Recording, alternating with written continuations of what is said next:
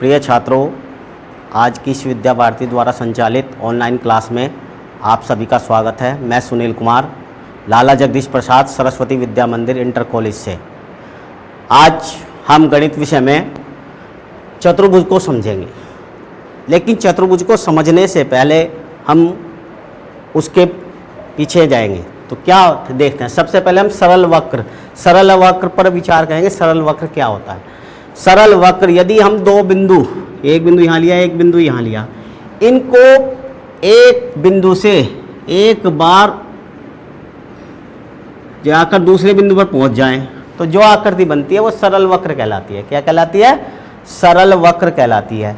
और ये ऐसे भी हो सकती है, ऐसे भी हो सकती है, इस सीधी भी हो सकती है, इस प्रकार से भी हो सकती है। हम किसी भी आकृति से बनाएं तो ये सब क्या है? ये सरल वक्र है।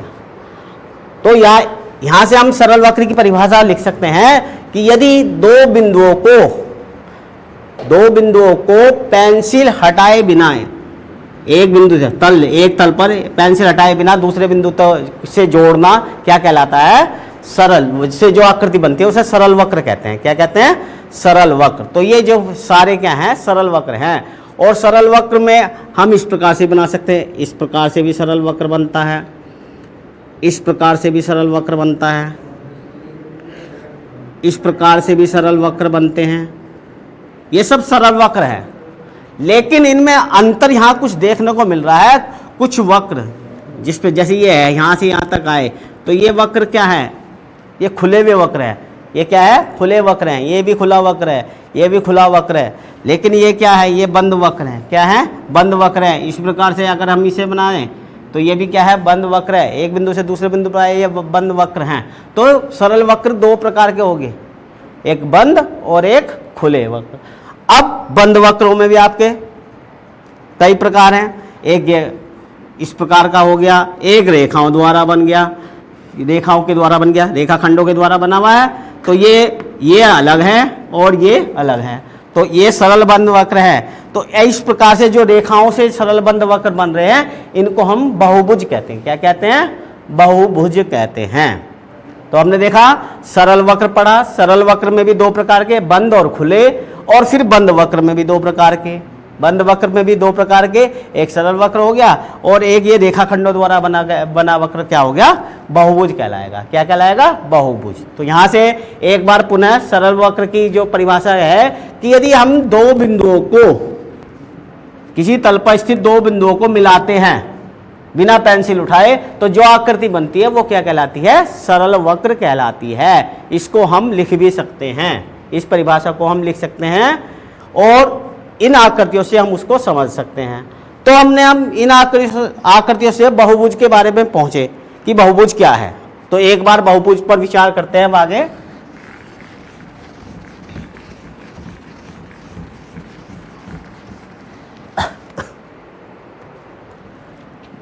बहुभुज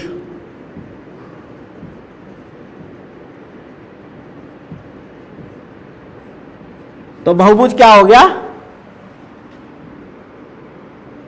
रेखाखंडों से बनी बंद आकृति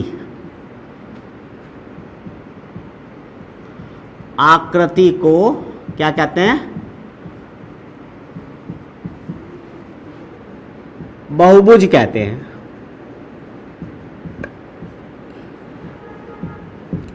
रेखाखंडों से बनी बंद आकृति को बहुभुज कहते हैं। अब रेखाखंड ये है और ये है, इससे बंद आकृति नहीं बनी, लेकिन अब इसको यहाँ पर ले जाएं तो ये क्या बन गई? बंद आकृति बन गई। तो इस प्रकार से ये क्या बन गया? एक बहुभुज बन गया। क्या बन गया? बहुभुज बन गया। इसी प्रकार से यदि हम यहाँ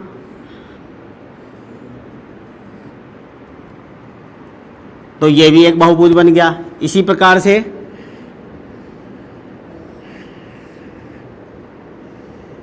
ये भी एक बहुभुज बन गया।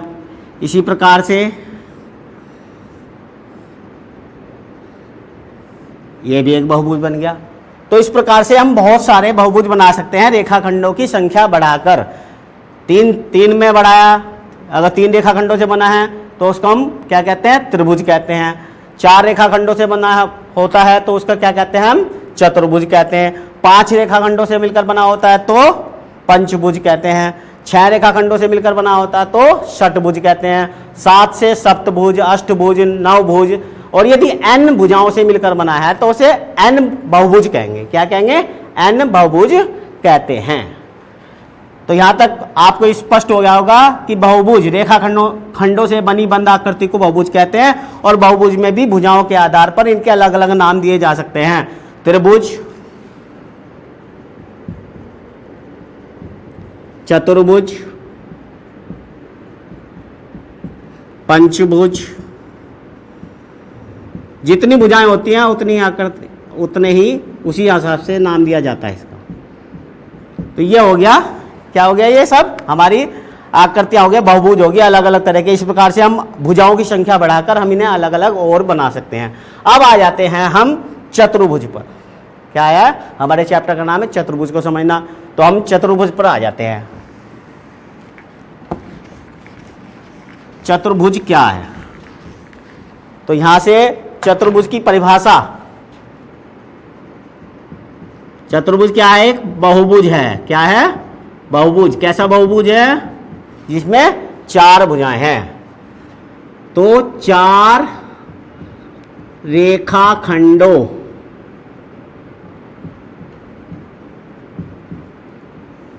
से बनी बंद आकृति को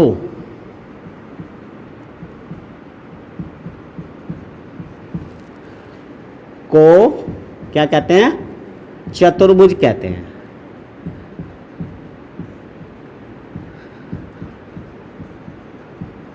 ठीक है, 4 रेखाखंडों से बनी बंद आकृति को चतुर्भुज कहते हैं, और चतुर्भुज का ये चित्र हमने यहां दिखा रखा है। इसको यदि हम नाम दे दें P, Q, R, S, तो इसके अंग, अब करते हैं इन पर विचार। चतुर्भुज के अंग, चतुर्भुज के अंग, चतुर्भुज के अंग क्या क्या होंगे भाई। सबसे पहले शीर्ष, कितने शीर्ष होते हैं। शीर्ष मतलब जिन बिंदुओं से मिलकर यह बना है उसे शीर्ष कहते हैं। तो P, Q, R, S, तो ये क्या हो गए, 4 शीर्ष हो गए। P, Q, R, S, ये हमारे पास इसके 4 शीर्ष हो गए। इसी प्रकार से भुजाएं, कोर भी कहते हैं इन्हें, भुजाओं को कोर, साइड, इंग्लिश में साइड कहते हैं। तो इसमें 4 साइड होगी हमारे पास, PQ, QR, RS और SP, ये हमारी 4 इसकी साइड होगी जिन्हें हम भुजाएं कहते हैं। इसी प्रकार से इसमें 4 ही कोण होते हैं। कितने, क्या होते हैं, 4 कोण, एंगल, 4 ही कोण होते हैं। कौन कौन से होंगे, ये वाला कोण, ये वाला कोण, ये वाला कोण और ये वाला कोण। तो इसके कहते हैं angle P, angle Q, angle R, angle S। Angle P को SPQ भी लिख सकते हैं, Q को PQR भी लिख सकते हैं, R को QRS भी लिख सकते हैं, और S को RSP भी लिख सकते हैं। तो इस प्रकार से इनका लिखने का तरीका भी हम पूर्ण रूप में भी लिख सकते हैं। तो 4 कोण होगी। अब इसके बाद आता है विकर्ण। अब ये कहेंगे आप लोग कि जी विकर्ण क्या नया शब्द आया। तो विकर्ण वास्तव में क्या होता है, किसी भी, अभी बहुभुज बताया, तो बहुभुज, किसी भी बहुभुज में सम्मुख 2 शीर्षों को मिलाने वाला रेखाखंड क्या कहलाता है, विकर्ण कहलाता है। इसी प्रकार से इस चतुर्भुज में यदि हम आमने सामने के शीर्षों को मिला दें, एक ये बन गया और एक ये बन गया, तो कितने, इससे अलग तो नहीं हम आमने सामने के शीर्षों को मिला सकते। तो इसमें कितने विकर्ण बन गए, 2। तो विकर्ण क्या है, पहले तो एक बार विकर्ण को परिभाषिक रूप दे लेंगे। चतुर्भुज या बहुभुज ही लिखो सीधा, बहुभुज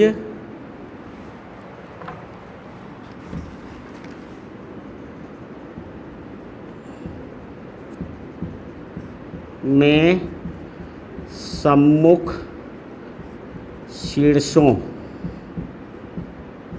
को मिलाने वाला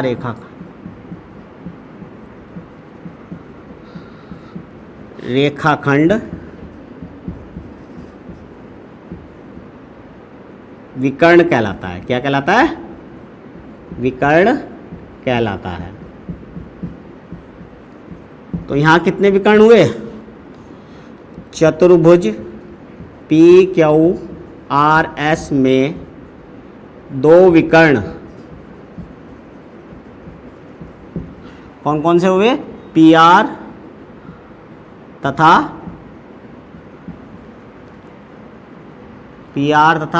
QS हैं। तो यहां से हमें इसके दो विकर्ण भी पता चल गए। विकर्णों के बाद ये आ जाता है आसन्न भुजाएं। आसन्न मतलब जो जिसका एक बिंदु घनिष्ठ हो उसे आसन्न भुजाएं कहते हैं। तो इसमें PQ PS इस प्रकार से आसन्न भुजाएं हो जाएंगी। QR RS ये भी आसन्न भुजाएं हो जाएंगी। तो दो भुजाएं जिनका एक उभयनिष्ठ बिंदु हो उसे क्या कहते हैं? चतुर्भुज की आसन्न भुजाएं कहते हैं। क्या कहते हैं? आसन्न भुजाएं। अब एक चीज आती है बाह्य कोण, बहिष्कोण।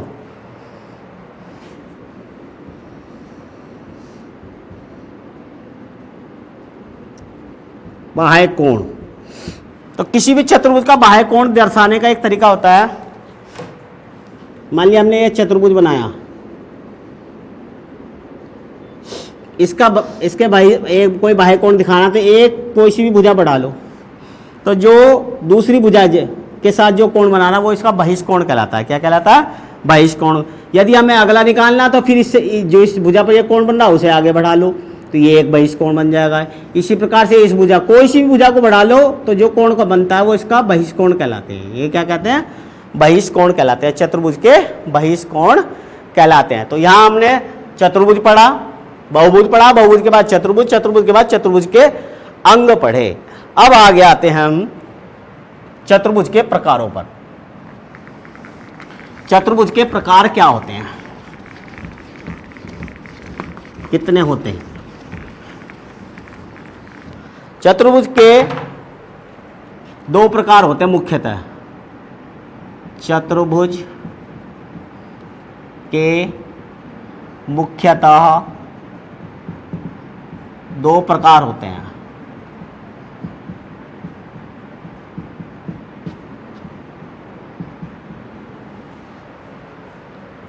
कौन कौन से? नंबर एक, उत्तल चतुर्भुज।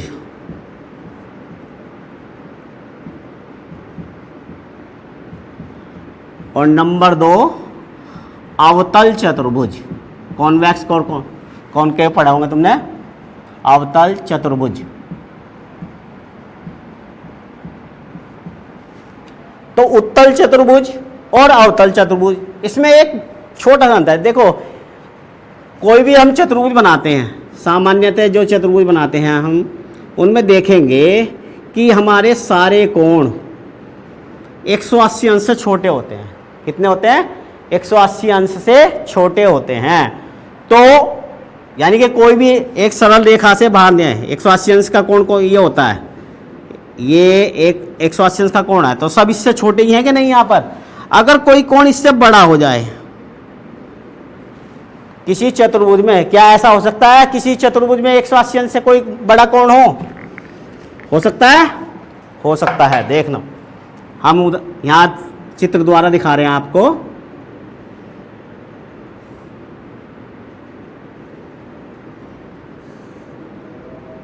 भाई चतुर्भुज की परिभाषा से ये भी तो एक चतुर्भुज है, ये भी एक चतुर्भुज है। क्यों? क्योंकि इसकी भी चार रेखाखंड है और बंद आकृति है, तो ये भी चतुर्भुज है। और चतुर्भुज में मैंने क्या कहा, इसमें ये भी 180 अंश से कम है, ये भी 180 अंश से कम है, ये भी 180 अंश से कम है। लेकिन यदि हम इसे आगे बढ़ा दें तो ये वाला जो कोण आता है वो कितने अंश का आता है? 180 अंश से अधिक आता है। तो इस प्रकार के चतुर्भुज को हम क्या कहते हैं? अवतल चतुर्भुज कहते हैं। इसका एक विशेष गुण यह होता है कि इसकी एक परिभाषा और भी हो सकती है कि जिस चतुर्भुज का या जिस भी बहुभुज का, बहुभुज की बात कर लेते हैं साथ में, जिस भी बहुभुज का एक विकर्ण बाहर हो, चतुर्भुज से बाहर हो, जिस भी बहुभुज या चतुर्भुज का एक विकर्ण उससे बाहर हो, तो उसे क्या कहते हैं? हम अवतल बहुभुज या अवतल चतुर्भुज कहेंगे। तो आपकी समझ में आ गया होगा उत्तल चतुर्भुज और अवतल चतुर्भुज के बारे में। ये चतुर्भुज देखने को कम मिलते हैं, अधिकांशतः जितने हम चतुर्भुजों पर विचार करते हैं वो यही होते हैं। ये इस प्रकार के चतुर्भुज बहुत कम देखने को मिलते हैं। समझ में आ गया चतुर्भुज के मुख्यतः प्रकार। अब आते हैं उत्तल चतुर्भुज के प्रकार पर। उत्तल चतुर्भुज के प्रकार, उत्तल चतुर्भुज के प्रकार, उत्तल चतुर्भुज के प्रकारों में हम ने यहां चित्र बनाए हुए हैं, उन पर विचार करेंगे। उत्तल चतुर्भुज के प्रकार, उत्तल चतुर्भुज के पहले प्रकार है समलंब चतुर्भुज। कौन सा प्रकार है? समलंब चतुर्भुज। तो समलंब चतुर्भुज क्या होता है? ऐसा चतुर्भुज जिसमें दो भुजाओं का एक युग्म समांतर हो, दो भुजाओं का एक जोड़ा समांतर हो, वो क्या कहलाता है? समलंब कहलाता है। क्या कहलाता है? समलंब, ट्रेपेजियम कहते हैं इसे, ठीक है ना। तो ये पहला प्रकार है। समलंब में केवल क्या है? आमने सामने की भुजाओं का एक युग्म समांतर होता है। तो इस प्रकार का जरूरी नहीं कि यही हो, ये वाली भी हो सकती थी। तो ये वाली समांतर इसके है, तो ये समलंब चतुर्भुज हो गया। ठीक है, पहला प्रकार सबको स्पष्ट हो गया होगा और हम इसे लिख भी सकते हैं साथ के साथ, समलंब चतुर्भुज। इसमें बस केवल विशेषता क्या है? सम्मुख भुजाओं का एक युग्म समांतर होता है। सम्मुख भुजाओं का एक युग्म समांतर होता है।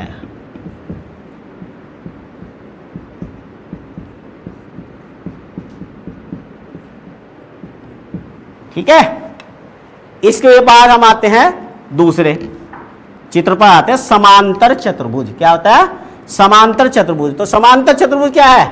इसमें दो युग्म हैं। सम्मुख भुजाओं के कितने युग्म हैं? दो। सम्मुख मतलब आमने सामने की भुजाओं के दो युग्म हैं। तो आमने सामने की भुजाओं के दो युग्म हैं, दोनों समांतर है। क्या है? दोनों समांतर हैं। तो इस प्रकार के चतुर्भुज को हम क्या कहते हैं? समांतर चतुर्भुज कहते हैं। क्या कहते हैं? समांतर चतुर्भुज। तो जिस चतुर्भुज में सम्मुख भुजाओं के दोनों युग्म समांतर होते हैं उसे समांतर चतुर्भुज कहते हैं।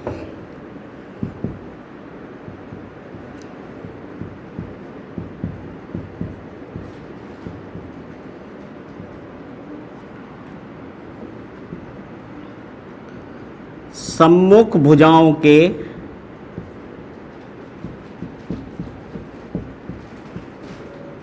दोनों युग्म समांतर हों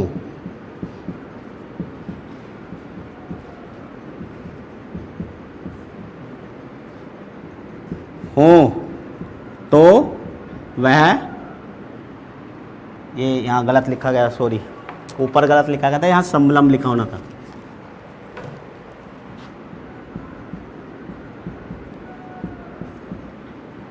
वह समांतर चतुर्भुज कहलाता है।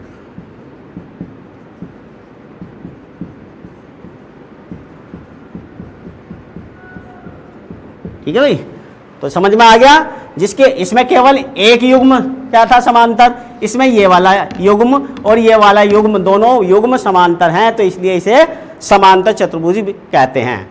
अब समांतर चतुर्भुज की एक दो विशेषताएं बता देता हूं मैं। समांतर चतुर्भुज की आमने सामने की भुजाएं बराबर होती हैं। क्या होती हैं?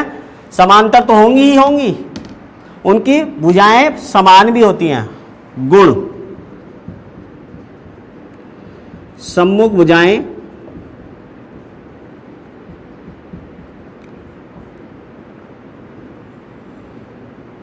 समान होती हैं तथा विकर्ण परस्पर समद्विभाजित करते हैं, परस्पर समद्विभाजित करते हैं।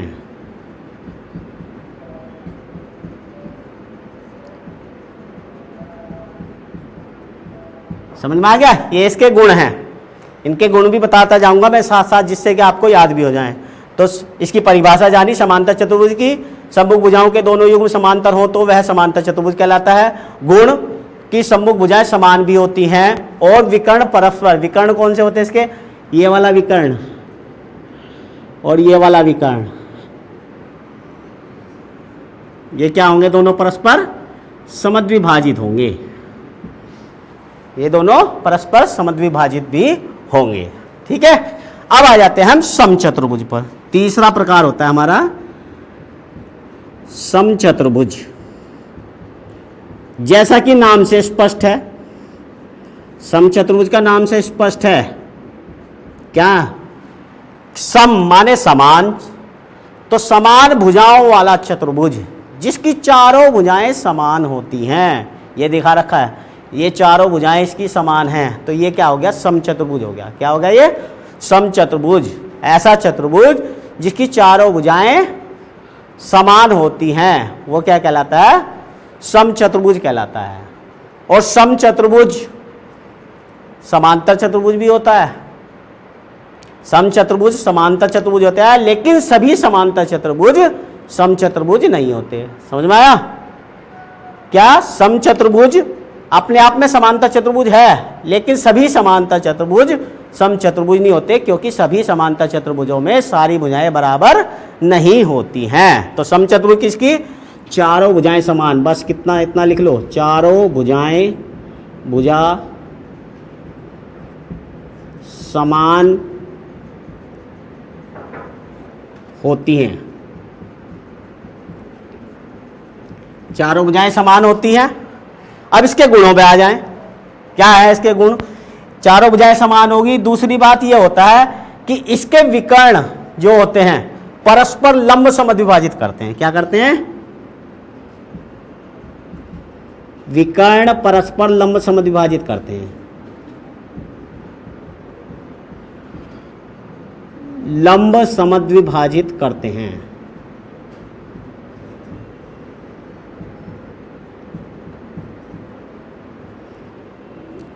करते हैं, ठीक है ना? इसके विकर्ण परस्पर लंब समद्विभाजित करते हैं। बाकी सारी समांतर चतुर्भुज की जो विशेषताएं हैं वो तो सब है ही, लेकिन एक एक्स्ट्रा जो इसमें क्वालिटी होती है वो होती है इसके विकर्ण समद्विभाजित तो करते ही हैं, लेकिन उसके साथ एक दूसरे पर लंब भी होते हैं। यानी कि यदि हम इसको मिला देते हैं और इसको मिला देते हैं तो इनके बीच जो कोण बनता है वो क्या कहलाता है? वो 90 अंश का कोण होता है। तो विकर्ण लंब समद्विभाजित हो जाते हैं। अब आगे आते हैं अगले प्रकार पर, आयत। किस पर आते हैं? आयत।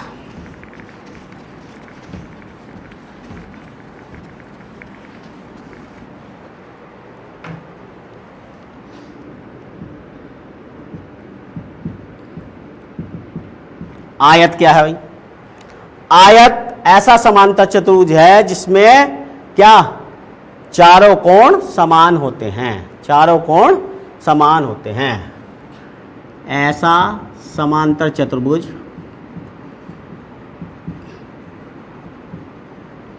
जिसके चारों कोण समान होते हैं, समान होते हैं।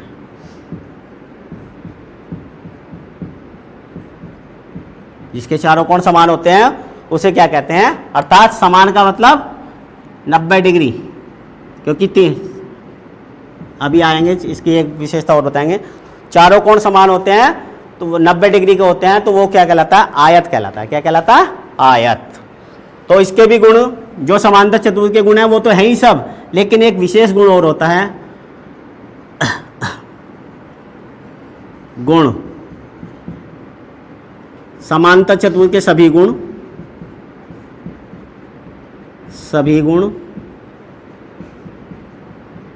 तथा विकर्ण भी समान होते हैं। विकर्ण भी समान होते हैं। क्या होते हैं इसके? विकर्ण भी बराबर होते हैं। ये हो गया।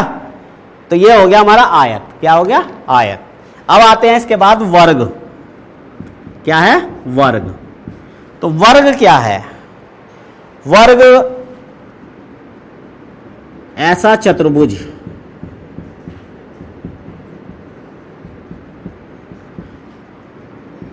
जिसकी चारों भुजाएं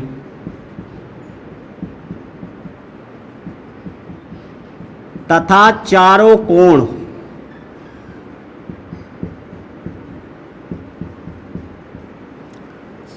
समान होते हैं।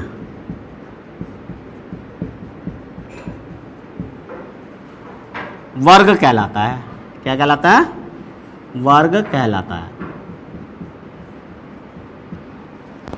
देखो यहां से ये समलंब में केवल एक भुजाओं का एक युग्म समांतर था, इसमें दोनों युग्म समांतर हुए, इसमें चारों भुजाएं बराबर हुई, आमने सामने की भुजा बराबर हुई, इसमें आमने सामने की भी भुजा बराबर होती हैं और इसमें चारों कोण समान होते हैं। लेकिन इसमें वर्ग में ऊपर वाली सारी क्वालिटी होती हैं। ठीक है, तो ऊपर वाली सारी क्वालिटी होती है। तो ऊपर वाली का क्या मतलब? इसकी आमने सामने की भुजाएं समांतर भी होती हैं, आमने सामने की भुजाएं बराबर भी, चारों भुजाएं बराबर भी होती हैं। और वर्ग के जो विकर्ण हैं, वर्ग के विकर्ण समान तथा परस्पर लंब समद्विभाजित करते हैं। परस्पर लंब समद्विभाजित करते हैं।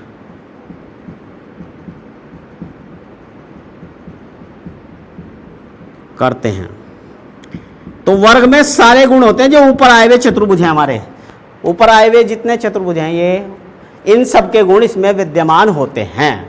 तो ये सर्वगुण संपन्न हो गया। अब इसमें से एक लास्ट में आता है हमारे पास पतंग। पतंग आप सबने देखी होगी, उड़ाई भी होगी। पतंग क्या है? पतंग भी एक प्रकार का चतुर्भुज है, लेकिन पतंग में एक विशेषता होती है।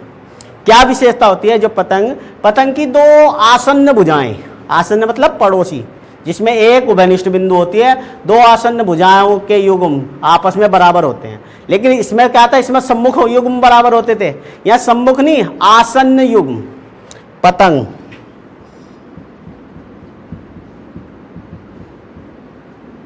ऐसा चतुर्भुज जिसमें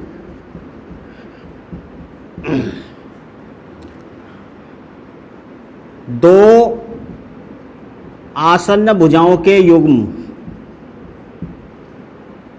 आसन्न भुजाओं के युग्म बराबर होते हैं। ऐसा चतुर्भुज जिसमें दो आसन्न भुजाओं के युग्म बराबर होते हैं, पतंग कहलाता है। क्या कहलाता है? पतंग कहलाता है। ठीक है, तो हमने 1 2 3 4 5 6 चतुर्भुज के 6 प्रकार पढ़े। इनके बारे में अध्ययन करेंगे और बार बार इसको देखेंगे वीडियो, और इनके गुणों का एक सारणी बनाएंगे। इनके चित्रों को जैसे मैंने ये चित्र बनाए, ऐसे चित्र बनाकर उनके सामने इनके गुण लिखेंगे और हम उनका तुलनात्मक अध्ययन करेंगे कि किसमें कौन से गुण हैं, कौन से नहीं हैं। ठीक है ना, ये काम करेंगे। अब एक बात रह जाती है, चतुर्भुज के चारों कोणों का योग।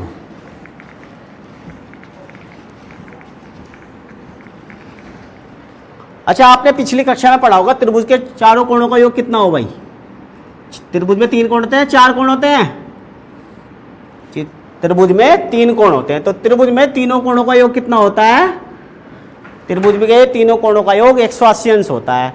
और यदि हम किसी चतुर्भुज में एक विकर्ण खींच लेते हैं तो इसमें कितने त्रिभुज बन गए? कितने त्रिभुज बन गए? एक ये त्रिभुज बन गया, एक ये त्रिभुज बन गया। तो एक त्रिभुज का योग कितना? चतुर्भुज के चारों कोणों का योग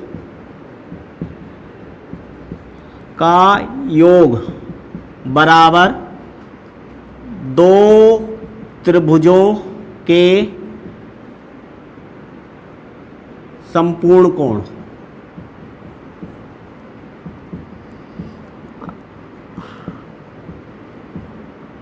योग। तो क्या हो जाएगा, एक त्रिभुज के संपूर्ण कोणों का योग कितना हो 180, तो दूसरे त्रिभुज का कितना हो जाएगा 180 बराबर कितना 360। तो चतुर्भुज के चारों कोणों का योग कितना होता है 360 होता है। इसमें हमारे पुस्तक में सवाल प्रश्न भी दिए गए हैं कि चतुर्भुज के 3 कोण दे दिए, चौथा कोण पूछा, तो हम क्या करेंगे, चौथा कोण x मानकर चारों कोणों का योग 360 होता है उसके बराबर रखकर और उसे हल कर कर x का मान निकाल सकते हैं, यानी कि चौथा कोण का मान हमारा निकल जाएगा। ठीक है, अब एक बात करते हैं चतुर्भुज के बहिष्कोण। ये चतुर्भुज के बहिष्कोण है, ठीक है ना। अगर हम इन पे विचार करें, एक विकर्ण खींचकर, इस कोण का मान इसके और इसके बराबर होता है, इस कोण का मान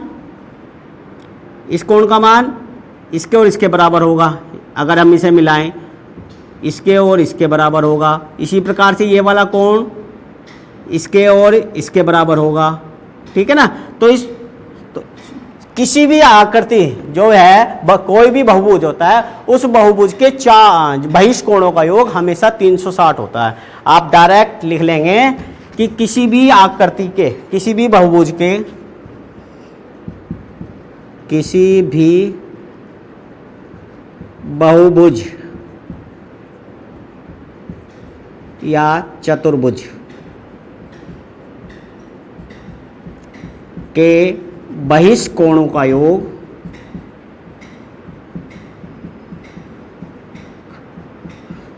योग सदैव 180 अंश 360 अंश होता है। इस तथ्य पर भी हमारी पुस्तक में बहुत सारे प्रश्न हैं, उनको हम हल कर सकते हैं कि समबाहुभुज दे रखा है, समबाहुभुज के बहिष्कोण का मान निकालना, उसकी भुजाओं की संख्या दे रखी है, या बहिष्कोण का मान दे रखा है, उसकी भुजाओं की संख्या पूछी गई है, तो हम उन्हें भी हल कर सकते हैं इस तथ्य के आधार पर। तो इस प्रकार से मैंने चतुर्भुज के बारे में आपको बहुत सारी जानकारी दी और मैं आशा करता हूं कि आप इनका प्रयोग कर अपने जो एक्सरसाइज हैं उसके प्रश्नों को हल आसानी से कर सकेंगे। धन्यवाद।